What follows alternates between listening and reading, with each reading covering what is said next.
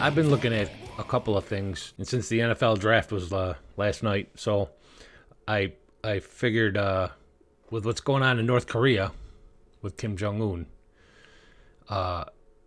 I'd give you the draft lineup of successors in North Korea. So it was kind of interesting to see everything that's been playing out lately with North Korea. Of course, nobody knows anything because North Korea is so closed. So we don't know what is actually going on over there.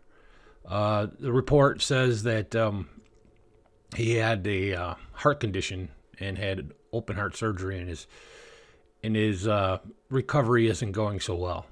So we don't know. That's President Trump seems to think that CNN and anytime CNN comes out with anything, he says it's fake news. And so I don't know about that. I'm sure they tell the truth half the time, just like Fox News does. But my first thought on this is whenever somebody comes out with a report like this is to kind of figure out motivation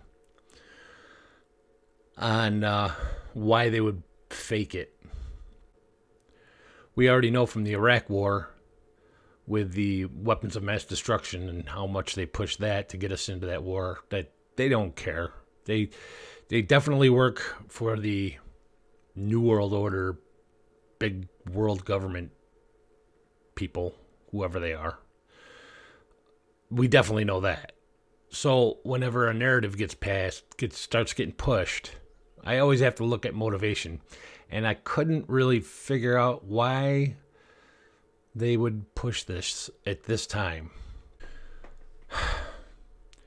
So I will always look at timing, for one. At this time, what would make that newsworthy? Motivation, obviously.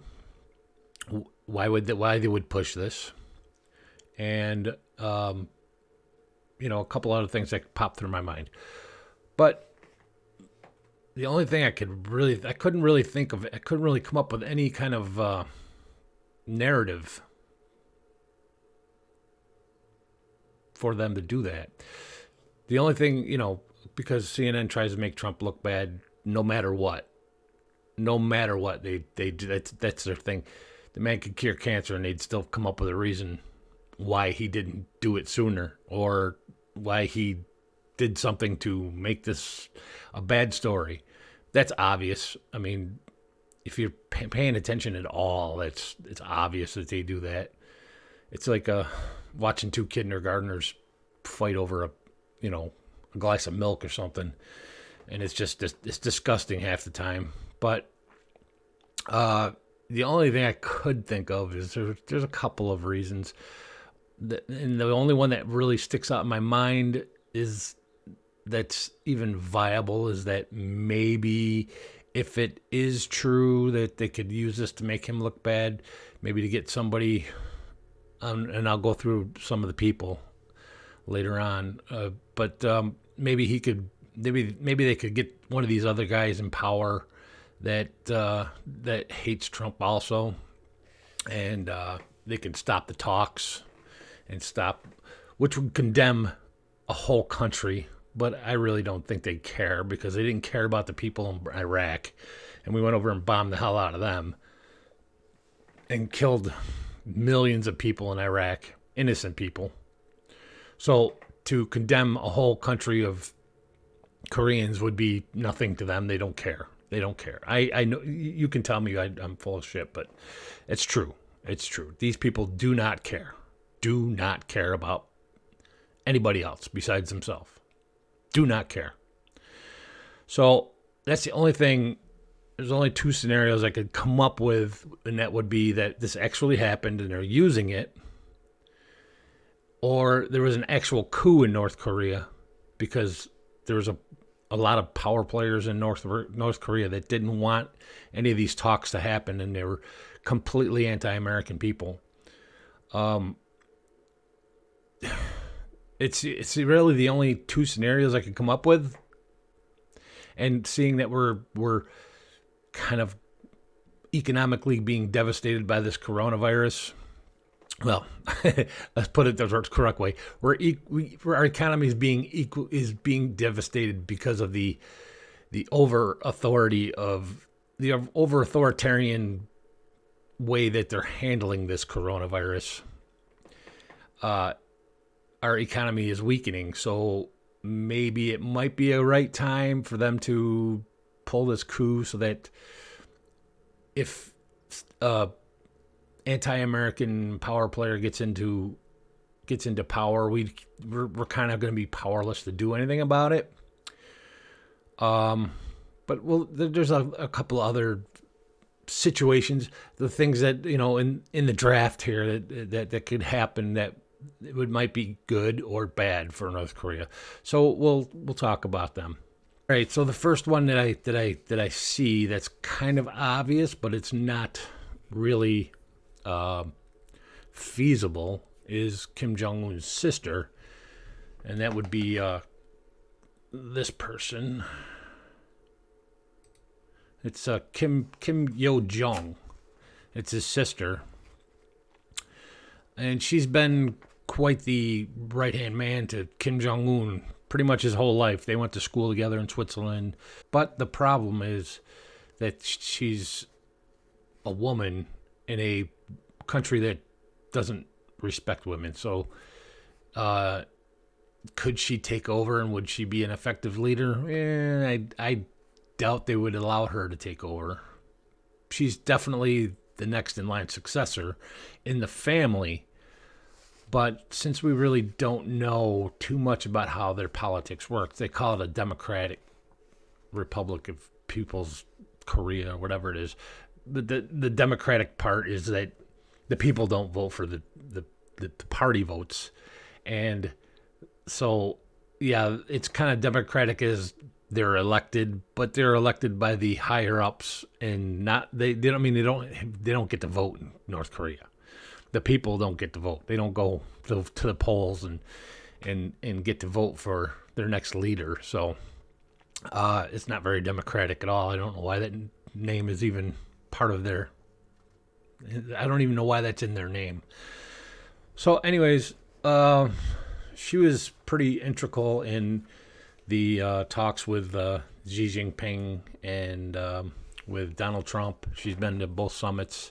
She was at the summit with South Korea. She usually does some mundane tasks. Takes care of her brother. I don't know if she really gives too much advice, or if she's even listened to very often. But as far as the family tree goes, she would be kind of the next one in line. The next one that I have is a guy called Kim Jong-chol.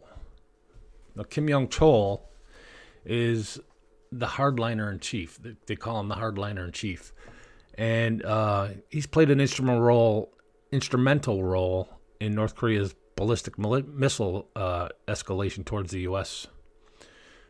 And this is one of the guys that really could be that thing that if he gets in, all the talks with the U.S. will be over with, and because he's one of the anti-American guys that really doesn't like America and wants to keep Korea the way Kim Jong Il set it up.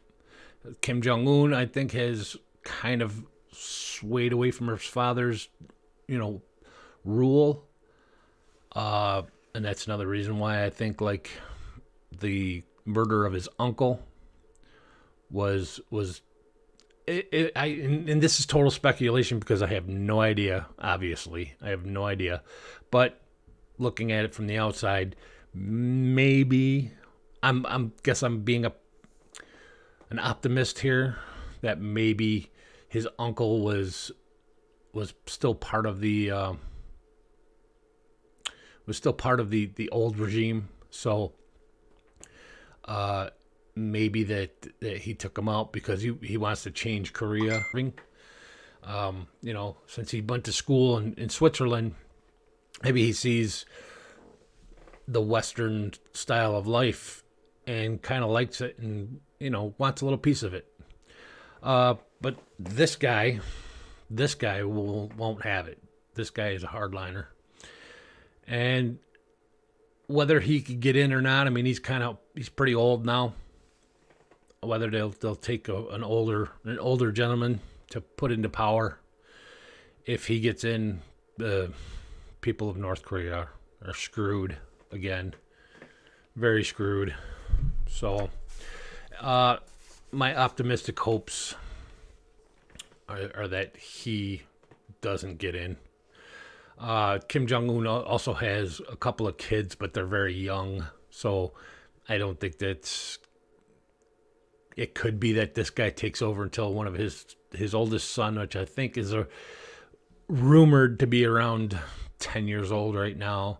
I mean, when Dennis Rodman went over there, he talked about holding Kim Jong Un's daughter, which was like only 3 years old at the time.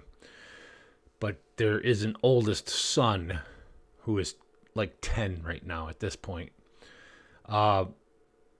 So maybe that this guy could get into place until that kid gets old enough for another 8 years or so, till he turns 18 or whatever, and he can take over and become the new Kim Jong, whatever his name is. It doesn't seem likely. It could happen. It doesn't seem likely, though. I gotta get rid of this phone. Hang on.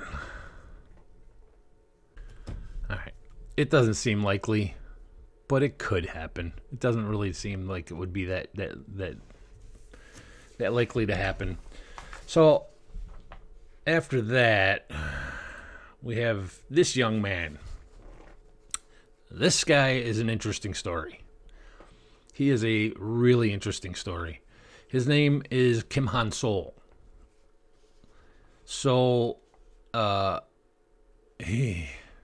imagine the new leader of North Korea is named Han Solo. And when you hear about this guy's story, you'll understand that it fits pretty good. So Kim Han Soo, he's born in 1995, and he would have became the heir apparent himself, but his father is a guy named Kim Jong Nam, and he fell out of favor with Kim Jong Il, Kim Jong Un's father, and he went into exile. Kim Jong Nam was Kim Jong Il's half brother. I don't know the whole story behind that. I mean, I thought divorce and everything was not possible, so most likely one of his wives got killed or died or something, and then he remarried and had Kim Jong Il. But this Kim Jong Nam was his older brother, so he was actually the actual successor to his throne. And Kim Jong Nam ended up going into exile, and he was murdered at the Kuala Lumpur airport by two women who they smeared VX nerve gas on his face, and they actually got caught by the Chinese government. And I'm not sure what happened to them, whether they're still serving or they got executed, or I don't know what happened to them. But this kid, Kim Han Soo, is now in hiding in fear for his life, obviously. But being that the Kim Jong Un killed his father, I would imagine he's pretty much against everything that these people stand for. And it's rumored that he is being protected by some shadowy group uh, called the Chiolima Defense Organization. We'll call it the CCD.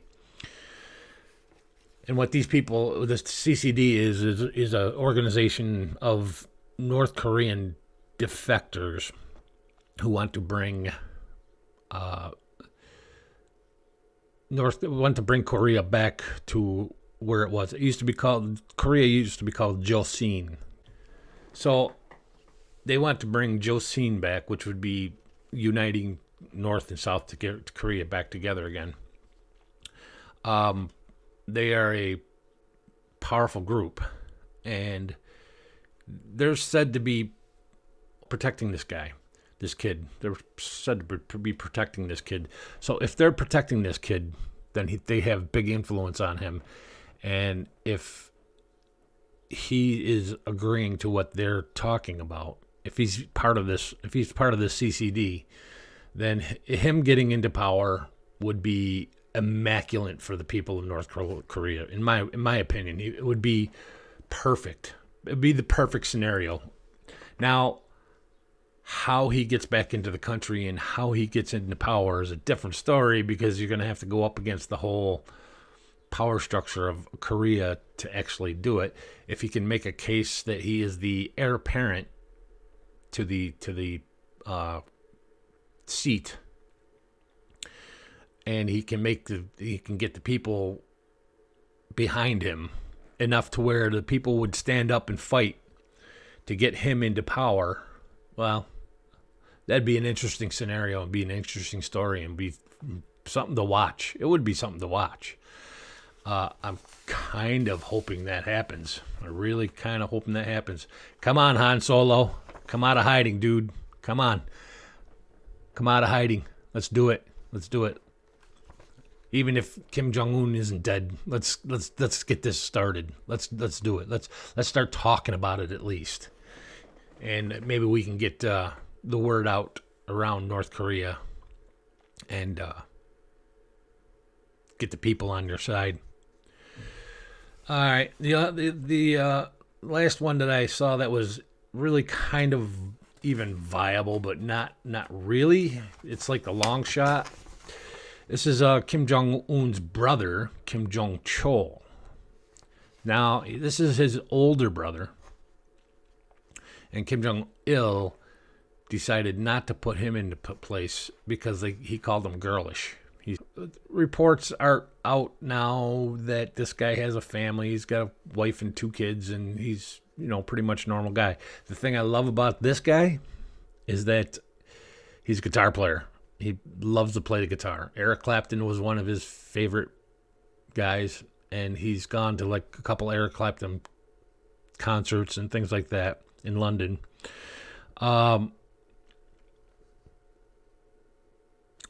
To whether this guy gets in or not, I don't know. He really never had any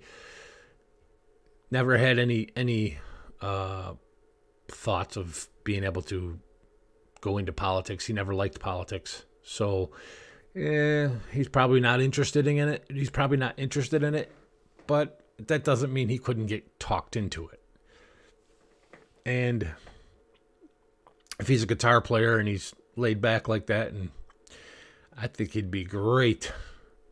Now, he's somebody who's already in the country and could be a very good viable candidate.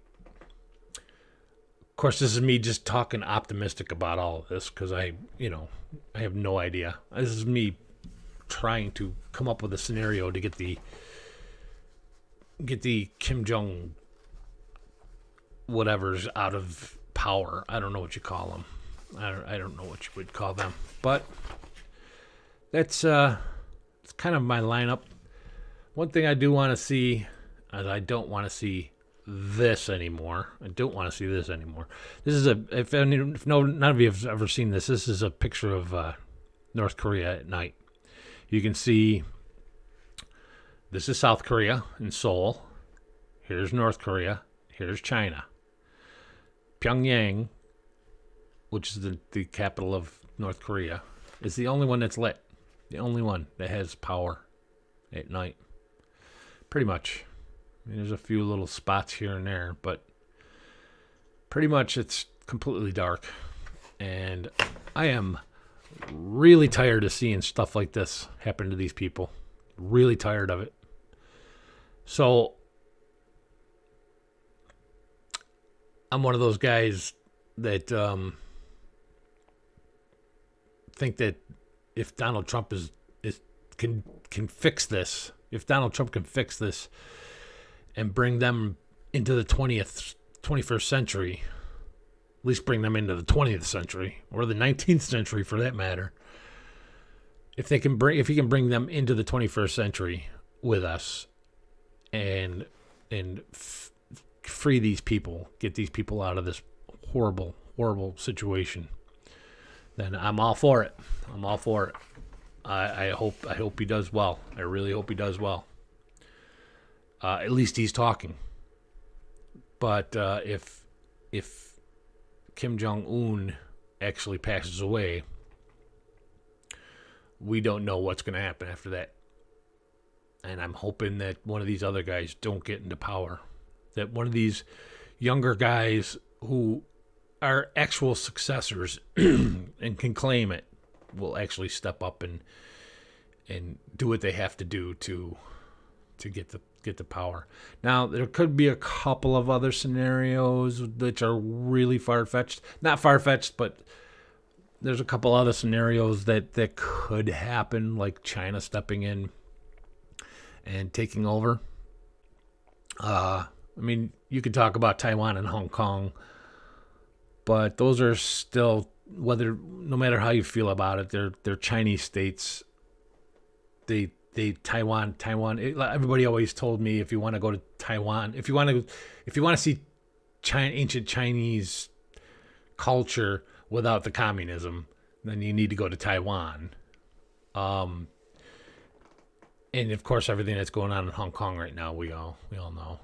But those are actual Chinese people. They still follow the same ancient culture as China, as mainland China. Now, the next scenario would be the U.S. and South Korea moving in and taking over. That would be a great thing, I think, because North Korea could become another manufacturing hub, and their economy could explode like South Korea's did, and it'd be a great thing for the people. But whether China would let that happen or not, I doubt it, because right now North Korea is a nice buffer zone between the U.S. and South Korea and them. There's nobody on there. They don't control North Korea, but they don't help them either. So, but it does put a little space between. The U.S. isn't going to be right on the Chinese border that way. So I think China would have something to say about that, unless we could come up with a good solution for both countries to really help these people out. But politics, nobody gives a crap about the people, so I doubt that's going to happen. The last scenario I think that could happen, but it's a really long shot, is that Russia comes in and takes over. Now, China would be okay with that. We probably wouldn't be okay with that. But they're a third party that would still separate China into South Korea and the U.S. I know that that Russia takes a lot of North Korean workers and brings them in every year. So North Korea and Russia have a pretty good rapport. I think it's more of a slave trade type of thing than anything else. But whether they put any money into it and grow their economy at all, I think that Russia would probably use these people more for slaves than anything else, and that could cause problems later on. China would probably do about the same, but maybe not as bad as what Russia would use them for. South Korea coming in would be immaculate, but again, China wouldn't have it. So I'm rooting. I'm just kind of, I want that guy. That's who I want. Come on, dude. Come on, Han Solo. Get your shit together. Let's do this, man. This is an older picture, so he probably a lot older now than what this picture. I think this picture was taken like 2013 or something. But, Kim Jong Un's sister would be, I don't know. She looks kind of like a bitch, so I think she'd have the same mindset as the rest of the family. I don't think. Plus, like again, I don't think the establishment in North Korea would accept her as a leader.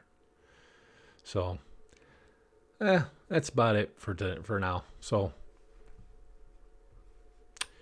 we'll see what happens. I'm just praying for the people in North Korea for whatever the best situation is for it to happen. So, that's it. This is Jimmy Gann. I'll see you next time.